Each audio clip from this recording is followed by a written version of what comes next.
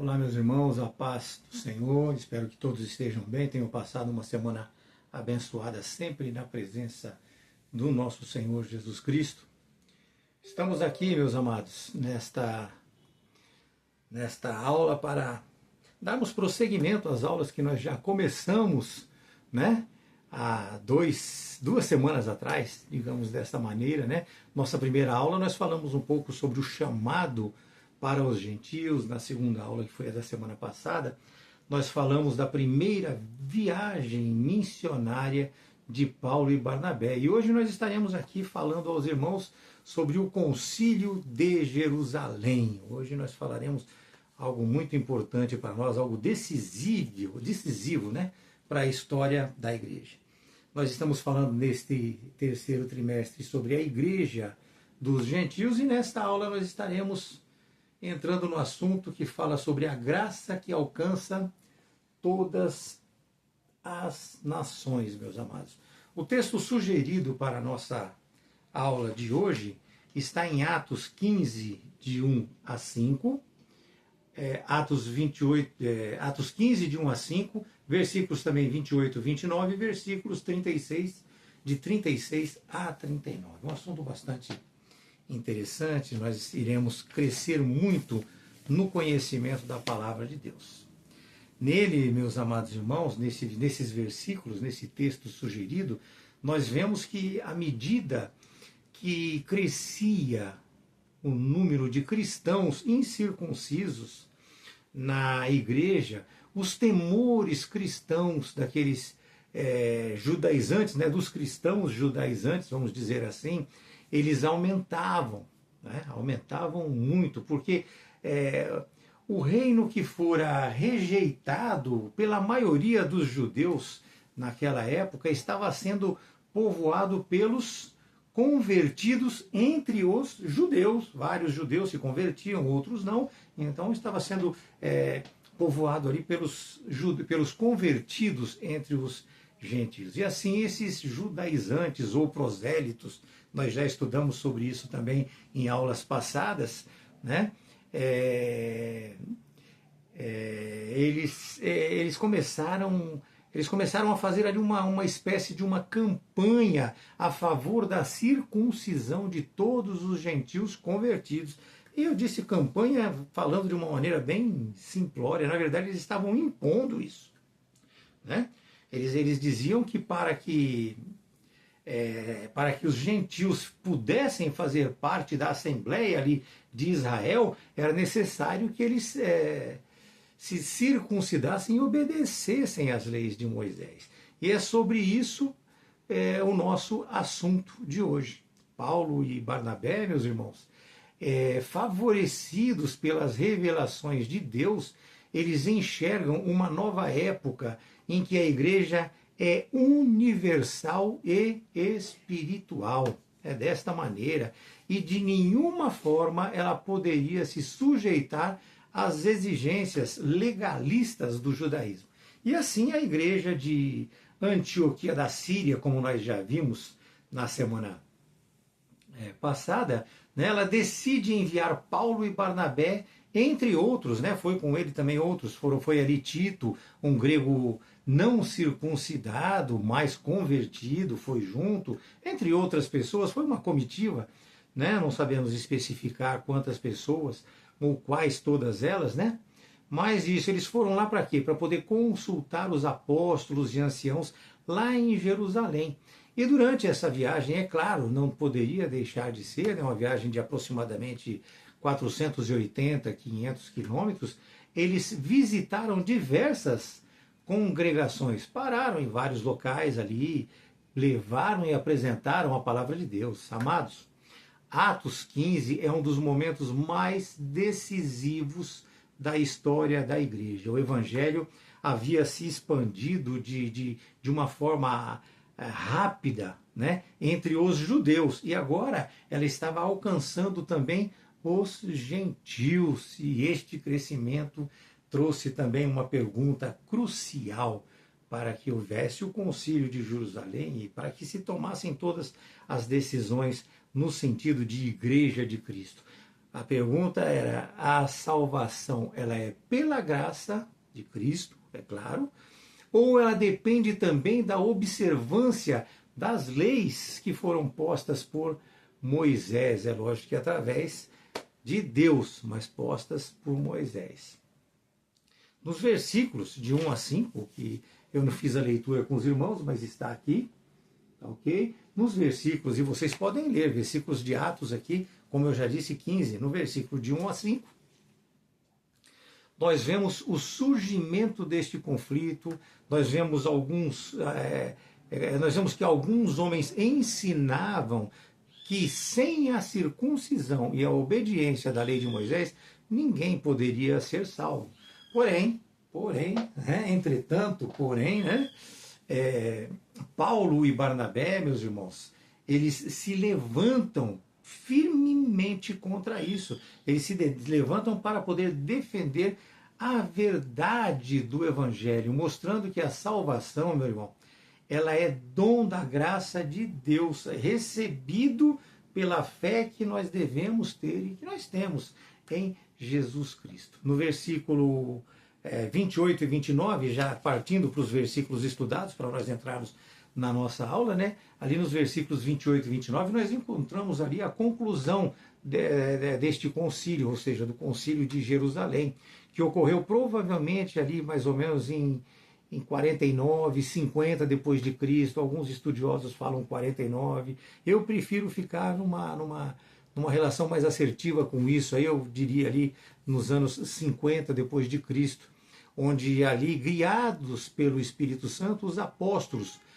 não apenas 12, eu quero aqui acrescentar alguma coisa para os irmãos, nós temos 12 apóstolos, temos, é isso? Sim, mas não apenas 12, mas 14 apóstolos, porque eu quero acrescentar aqui aos irmãos Paulo e Barnabé também, como exposto lá em Atos 14, que diz o quê? Mas quando os apóstolos Barnabé e Paulo ouviram-no, né, eles rasgaram as suas vestes e correram para o meio da multidão gritando. E aí eles falavam que eles não eram deuses, que tudo era feito por Deus, desta forma. Então, isso nós estudamos na aula passada, não vou ser repetitivo com os irmãos também. Foi lá que ocorreu este momento aqui. Então, eles são chamados até através da Escritura de apóstolos. Então, eu acrescento não apenas os 12, mas 14 apóstolos aqui. Eles, meus irmãos, e os presbíteros, junto com toda a congregação, não impuseram aos gentios o peso da lei mosaica, mas sim alicerçaram a fé com orientações, inclusive, né, com orientações e perseverança na santidade, na comunhão e também no testemunho que deveria ser dado e passado para o mundo. E isso deixa claro que a igreja verdadeira, meus amados, ela busca a direção do Espírito Santo acima de qualquer opinião humana. Não aceite opiniões humanas que estejam fora da Escritura Sagrada. Não se esqueçam nunca disso. Nós falamos isso de uma maneira constante com os irmãos aqui. Por fim, meus irmãos, os versículos de 36 a 39 mostram o quê? Mostram que mesmo após uma grande vitória que ocorreu naquele concílio, surgiu ali, logo após isso, um conflito entre Paulo e Barnabé, por causa de João Marcos, que já teve aquele problema da deserção dele, que nós já estudamos também na aula passada. Não vou repetir para os irmãos. Vejam, meus irmãos, que mesmo homens cheios do Espírito Santo enfrentam, às vezes, algumas diferenças. Passam por certos problemas, diferenças de opiniões, né? Porém, é Deus, meus amados, que conduz a sua obra, e ele conduz de uma maneira soberana, e ele transforma esses desacordos que houveram lá e que podem ocorrer aqui também em oportunidades de nós fazermos mais coisas. Vejam que isso trouxe um bom resultado, e nós estudaremos isso nas próximas aulas, nós veremos isso tudo ainda. Este texto, meus irmãos, ele nos convida a refletir sobre 3 grandes temas, como Vamos colocar o primeiro tema aqui, nós podemos colocar a preservação da verdade do Evangelho. Né? Um outro tema que ele traz também é a sensibilidade que nós devemos ter à direção do Espírito Santo e também sobre a maturidade necessária para lidar com esses conflitos que podem ocorrer entre irmãos. E isso, irmãos, é indispensável para a Igreja de Cristo em todos os tempos, não somente naquela época, hoje também. Então isso é indispensável hoje. Nós precisamos estar em comunhão, nós precisamos estar nos relacionando bem, respeitando o direito de opinião de cada um. Respeitando o direito de opinião de cada um, sendo às vezes contrariado, porque nós temos que abrir mão algumas vezes, porque nós nos achamos certos e às vezes nós não estamos. É o Espírito Santo que tem que direcionar todas as coisas, ok? Mas vamos lá, vamos entrar agora nos assuntos que são sugestionados aqui pela CPAD e neste primeiro momento, meus irmãos, nós precisamos falar para vocês que o Concílio de Jerusalém ele foi a primeira grande assembleia da igreja para resolver questões doutrinárias, porque o Evangelho, meus irmãos, ele estava naquele momento alcançando gentios e alguns cristãos também vindos ali do judaísmo. Esses cristãos vindos do judaísmo, eles ensinavam que era necessário guardar a lei de Moisés, como nós já falamos para os irmãos. Eles cobravam a necessidade da circuncisão para se alcançar a salvação. E essa controvérsia que ocorreu ali ameaçava a unidade da igreja e a pureza também do evangelho. Se isso continuasse, a ocorrer aquelas coisas ali, isso poderia causar ou gerar uma divisão na igreja. E diante deste desafio que eu apresentei para os irmãos aqui, os apóstolos e presbíteros eles se reuniram em Jerusalém para discernir à luz da Escritura, sempre à luz da Escritura e da ação do Espírito Santo, qual seria a vontade de Deus nesse sentido, meus amados.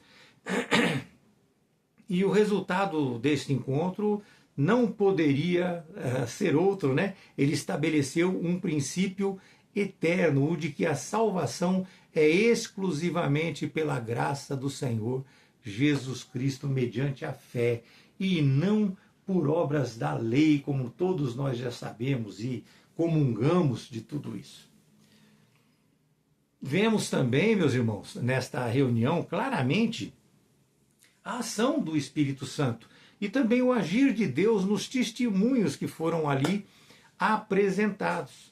Após muita discussão, muita falatório, todo mundo falando ao mesmo tempo, discussão incessável ali, Pedro ele pede silêncio com as mãos, ele não fala nada, ele pede silêncio com as mãos e assim ele vai e toma a palavra. Né? E aí ele lembrou que Deus o havia escolhido para levar o evangelho aos gentios, referindo-se ao quê? Referindo a outro estudo que nós já fizemos também, o episódio lá na casa de Cornélio, como vocês devem se lembrar disso. Nós estudamos isso quando nós estávamos lá em Atos 10, foi no trimestre passado, ou retrasado, que nós estudamos sobre isso. E Pedro ali testemunhou que Deus, na casa de Cornélio, concedeu aos gentios o Espírito Santo da mesma forma que aos gentios, sem exigir deles ali a circuncisão. E ali ele apresentou 4 fatos verdadeiros e fundamentais para isso. O primeiro fato é de que Deus não faz acepção de pessoas em momento nenhum. O segundo é que a salvação era para todos. É para todos aqueles que creem. E também de que o coração ele é purificado pela fé. Então não importa rituais religiosos que estavam postos ou que serão postos. É pela fé. O coração é purificado pela fé, eu repito aos irmãos. E que também a lei, nós estamos nos referindo àquela época, que hoje os judeus não conseguem cumprir a lei, nós sabemos disso, Isso é muito claro. Mas naquela época também ele falou dessa maneira, que a lei era um jugo que nem os pais puderam suportar. Eles estavam se referindo ali aos pais da igreja, veja bem. Né? Parece pesado, mas é verdade, é fato. Isso mostra, meus irmãos, para todos nós aqui, o que? A incapacidade humana de alcançar a justiça por mérito próprio. Isso fica muito claro, meus irmãos, muito claro. Portanto, nós somos, sim, salvos pela graça do Senhor Jesus. Esta é a grande conclusão de Pedro e o fundamento, na verdade, do Evangelho de Cristo.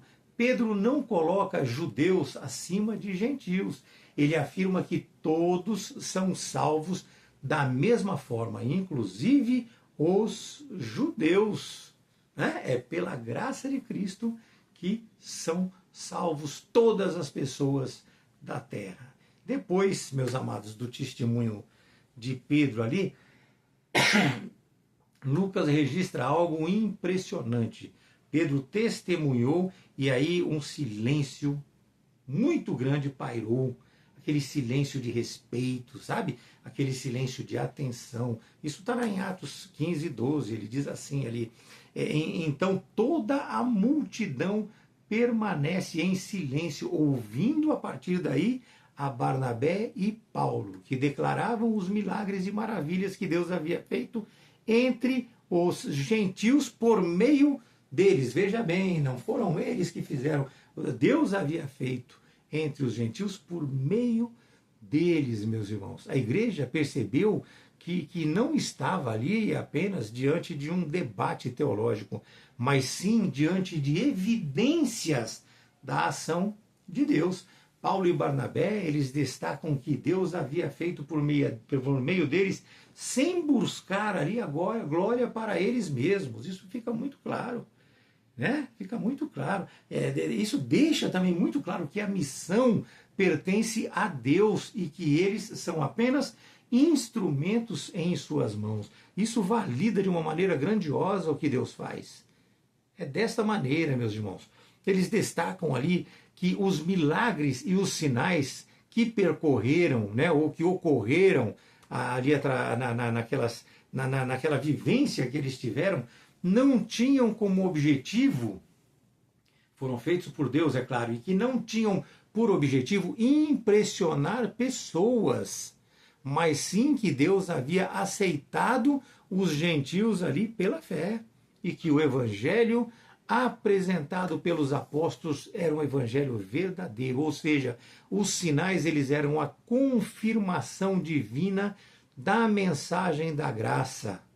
E este testemunho de Paulo e Barnabé reforçou, meus irmãos, o que Pedro já havia declarado. Deus estava salvando os gentios sem exigir que se tornassem judeus ou prosélitos, como vocês quiserem falar, né? O relatório mostrava que pessoas de diferentes cidades, culturas e povos, elas estavam sendo alcançadas por Cristo, ficando claro que a graça de Deus ultrapassa fronteiras étnicas, culturas, religiosas, né? Religiões, não tem nada a ver. A graça de Deus, é a graça de Deus, única e exclusivamente. E assim, nós vemos que o sucesso do ministério não depende da fama dos seus servos. Eles eram servos, eles eram conhecidos, né? Já estavam ali se tornando conhecidos, né?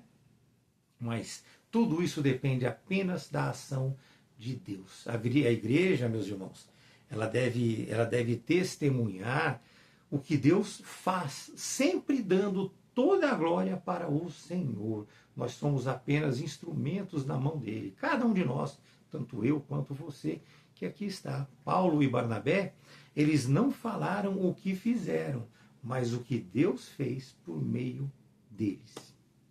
Irmãos, onde Deus age, o orgulho se cala. Nós precisamos abraçar essa mensagem. É Deus agindo. O nosso orgulho tem que ficar bem lá embaixo mesmo. Bem lá embaixo mesmo. O orgulho tem que se calar diante daquilo que Deus faz. Deus, meus amados, ele não procura pessoas extraordinárias, porque eu sou, eu posso, eu faço. Muito pelo contrário, ele realiza obras extraordinárias por meio de pessoas simples, humildes, pessoas que se colocam verdadeiramente à sua disposição. É desta forma, né? Após ouvir Pedro, após ouvir Paulo, ouvir Barnabé, Tiago, que era líder da igreja ali em Jerusalém, ele vai e toma a palavra. O seu discurso, meus irmãos, foi um discurso decisivo. Ele demonstrou que toda aquela experiência missionária que eles haviam vivido não contrariava a Escritura Sagrada. Ao contrário, cumpria o plano eterno de Deus. Vale aqui lembrar aos irmãos, apenas para constar aí para os irmãos, né?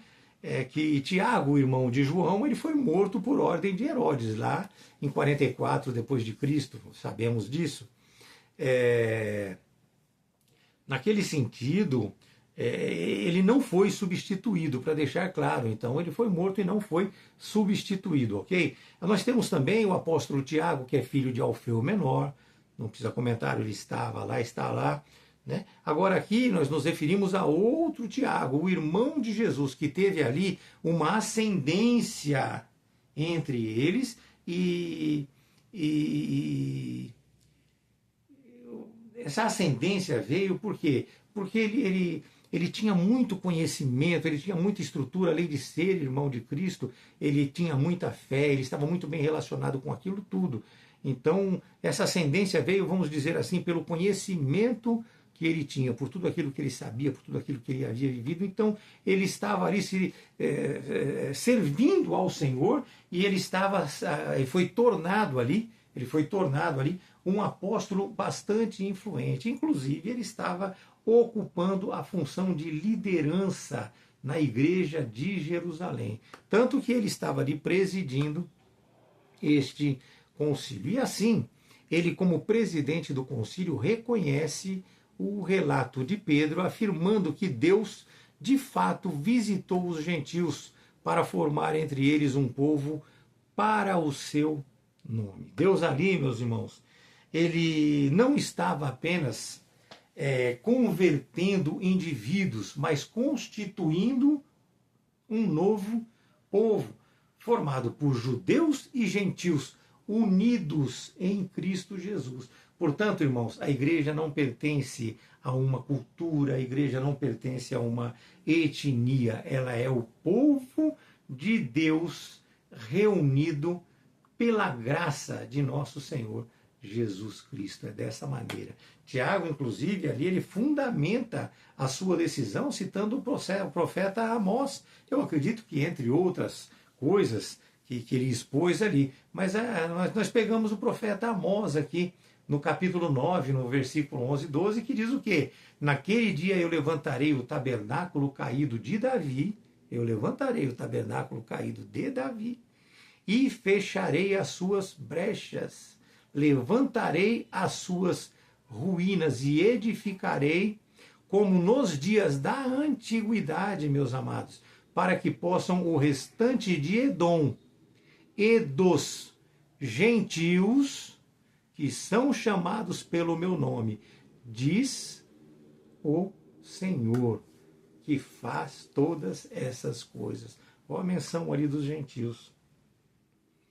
Isso, meus irmãos, a meu ver, é um argumento muito profundo. A inclusão dos gentios não era uma novidade criada pelos apóstolos. Já fazia parte dos planos de Deus desde o tempo dos profetas. Amados, isso nos ensina algo importantíssimo. Né? Importantíssimo. Nós precisamos abrir a nossa mente para entender certas coisas. Né? A experiência vivida, ela deve sempre ser confirmada pela palavra. Todas as experiências apresentadas por Paulo, Barnabé, né, por Pedro, ela foi confirmada pela palavra de Deus. E assim ele afirma que não se deve perturbar os gentios que se convertem a Deus. Ele rejeita veementemente a imposição da lei mosaica como condição para a salvação dos gentios.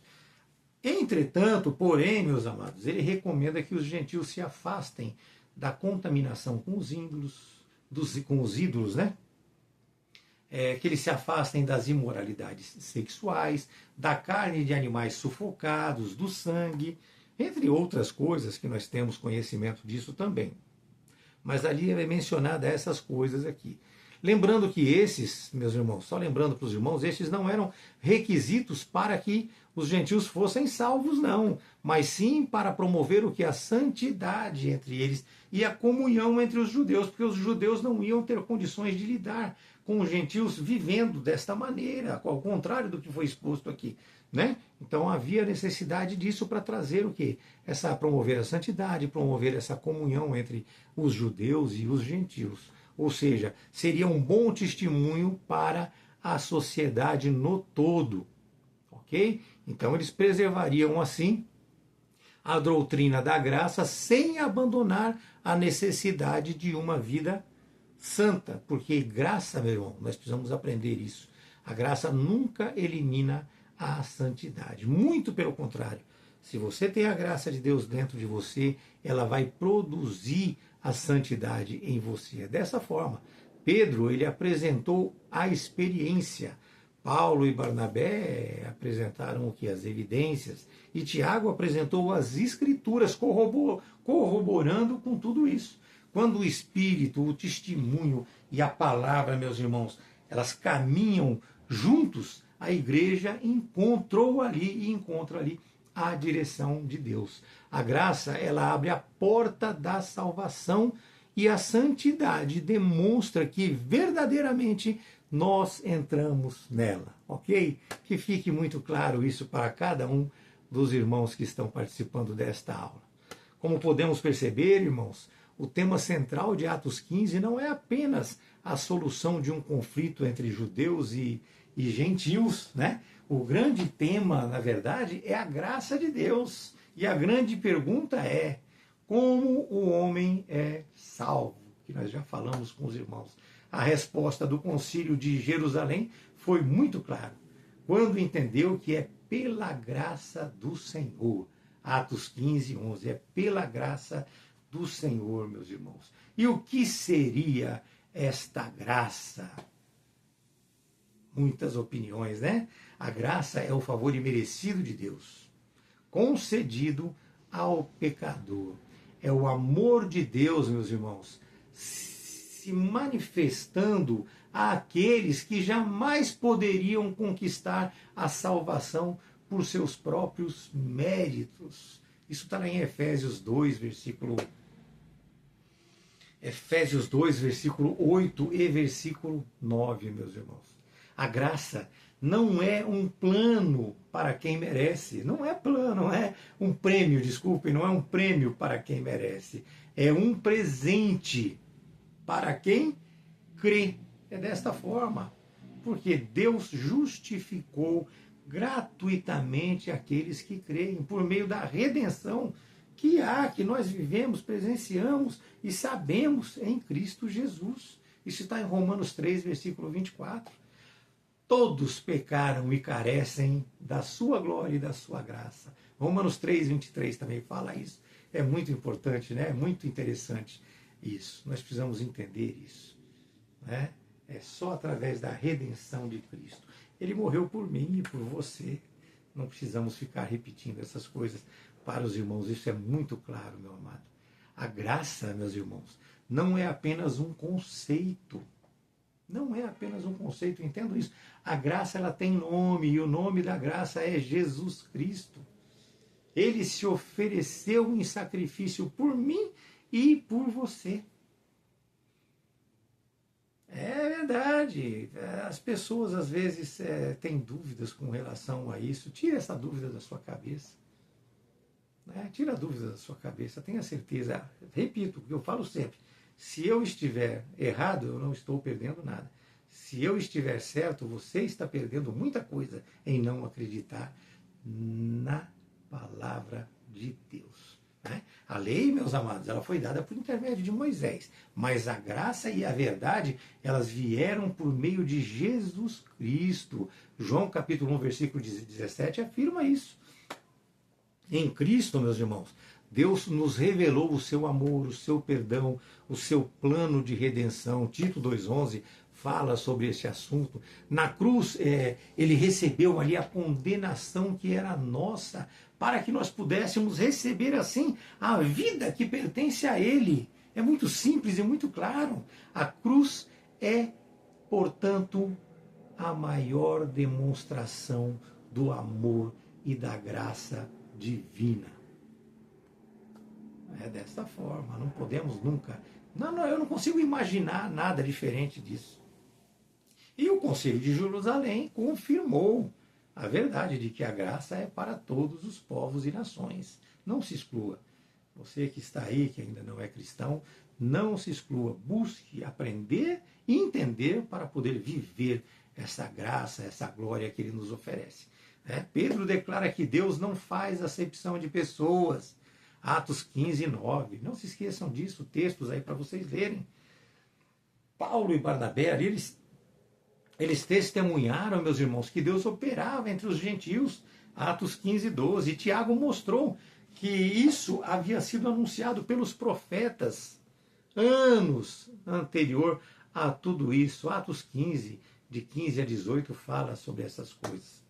Essas verdades, meus irmãos, percorrem toda a Escritura Sagrada, de Gênesis a Apocalipse. Leia com atenção. Jesus declarou ali em Mateus 16:15, quando disse: ide por todo mundo e pregai o Evangelho a toda a criatura. E antes ali dele ser assunto aos céus, ele deixou claro: vocês receberão o poder, receberão o poder ao descer sobre vós o Espírito Santo. E vocês serão testemunhas até os confins da terra. Atos 1:8, já estudamos sobre isso também. Paulo, meus irmãos, também, ele é muito claro quando ele escreve Romanos 10:12, que não há distinção entre judeu e grego, uma vez que o Senhor é o mesmo para todos aqueles que o invocam. João, em Apocalipse 5:9, também contempla o resultado desta graça, quando ele diz, compraste para Deus com o teu sangue homens de toda tribo, língua, povo e nação. Irmãos, a graça, ela derruba muros, aproxima pecadores de Deus e forma um único povo em Cristo, aproxima os pecadores de Deus, E ela forma um único povo em Cristo Jesus. A graça, meus irmãos, ela não procura pessoas dignas, ela transforma pecadores arrependidos em filhos de Deus. Olha eu aqui, olha você aí. Busque, através do arrependimento, a glória de Deus e a graça de Deus para a sua vida. E assim a cruz abriu uma porta que nenhuma tradição, meus irmãos, ela poderia abrir, a porta da salvação para todos os povos. Ali a igreja declara que ninguém é salvo por cumprir a lei, mas que todos podem ser salvos pela graça de Deus que é revelada a nós através de nosso Senhor Jesus Cristo. Depois de afirmar ali em Atos 15 que a salvação é pela graça, surge uma importante pergunta também. Se nós somos salvos pela graça, como é que devemos nós nos comportar depois de sermos alcançados por ela? A Escritura Sagrada deixa claro que a graça não apenas salva, meus irmãos. A graça não apenas salva. É lógico que há necessidade de que você busque, de que você se entregue. Mas ela não apenas salva, ela nos sustenta. Nós estando ali, caminhando junto com Jesus, através da ação do Espírito Santo, essa graça ela nos sustenta, ela nos fortalece, ela promove o nosso crescimento espiritual diariamente, através do conhecimento da Escritura, através dos estudos como nós estamos fazendo, entre outras coisas. Pedro descreve isso na sua segunda carta, no capítulo 3, no versículo 18, ele fala sobre isso. Crescer na graça, meus irmãos, significa amadurecer na comunhão com Cristo. Jamais se esqueçam disso. é conhecer mais profundamente a palavra e permitir que o Espírito Santo transforme o nosso caráter, mexa na nossa personalidade, mude a nossa vida. Romanos 12:2 é permitir a transformação. É desta maneira. Não é crescer para conquistar a graça. Entendam isso. Não é você crescer e com isso conquistar a graça. É por você ter conquistado a graça através da sua humildade, do baixo ego, através da sua entrega. É por você ter conquistado a graça que nós devemos crescer na relação. Como a graça veio até nós, pela ação do Pai, nós agora precisamos crescer nessa relação. Ela nos ensina, a graça nos ensina a viver em santidade, meus amados. Tito 2:11-12 diz o quê? Porquanto a graça de Deus, ela se manifestou, trazendo salvação a todos os homens. É dessa maneira. Agora vem, educando-nos para que, renegadas a impiedade e as paixões mundanas, nós possamos viver no presente século, é hoje, é agora, é hoje, é nesse momento, de uma forma sensata, justa e também piedosa. A verdadeira graça, meus irmãos, nunca incentiva ou incentivará o pecado. Ela, na verdade, transforma a vida de quem a recebe de fato. Hebreus 4,16 é muito claro quando diz: acheguemo-nos, portanto, confiadamente ao trono da graça, para que nós recebamos misericórdia e achemos graça para socorro em ocasião oportuna, para quando necessitarmos. É desta maneira. Vejam, irmãos, que no Antigo Testamento, apenas o sumo sacerdote, ele entrava no Santo dos Santos uma vez por ano e levando sangue pelo pecado do povo. Agora, devido ao sacrifício de Cristo que nós estamos falando aqui, que foi o sacrifício perfeito, o de Jesus, todos os que creem têm livre acesso à presença de Deus. O véu foi rasgado de alto a baixo, meus irmãos. E o trono da graça é o lugar da presença de Deus, onde Cristo, o nosso sumo sacerdote, intercede por nós. Nós vemos isso em Hebreus 4, versículo 14, versículo 15. Né? Nós não mais agora nos aproximamos confiando no nosso próprio mérito, mas sim na obra consumada de Jesus Cristo na cruz. Foi de uma vez por todas, meus irmãos. Hebreus diz que nós devemos buscar a Deus em ocasião oportuna, isto é, em todo o tempo. Ou seja, Hebreus 2,18 fala que é nos momentos de tentação. Mateus 11:28 fala que é quando nós nos sentimos cansados e sobrecarregados. 1 João 1,19 fala que é quando nós pecamos e nós buscamos perdão. Quando nós precisamos de direção e sabedoria, nós já vimos hoje, Tiago 1:5. Salmos 46 também, nos momentos de aflição e perseguição. E também, como todo mundo sabe, em momentos de alegria, em momentos de gratidão e adoração, reconhecendo que toda boa dádiva, ela vem do Senhor. Tiago 1,17 fala sobre isso. Portanto, meus irmãos, o cristão, ele não procura o trono da graça apenas nas crises, mas faz da presença contínua de Deus o lugar permanente da sua comunhão. Nós precisamos do Senhor em todo o tempo, 24 horas por dia, todos os dias, todos os anos, até a eternidade. É desta maneira. E assim, nós nos achegamos ao trono da graça, recebemos a misericórdia, que é o tratar de Deus conforme os nossos pecados. Porque mesmo quando nós falhamos, nós encontramos perdão diante do arrependimento. E diante deste arrependimento, nós teremos a restauração e o acolhimento de Cristo. Ele é o nosso advogado. Arrependimento. Ó, arrependimento. Nós precisamos nos arrepender, meus amados. E não carregar em nós sentimentos de culpa. Nós não temos culpa, porque o pecado, ele está posto em cada ser humano que está aqui. Só que nós temos, sim, que escolher pelo arrependimento sincero, de coração.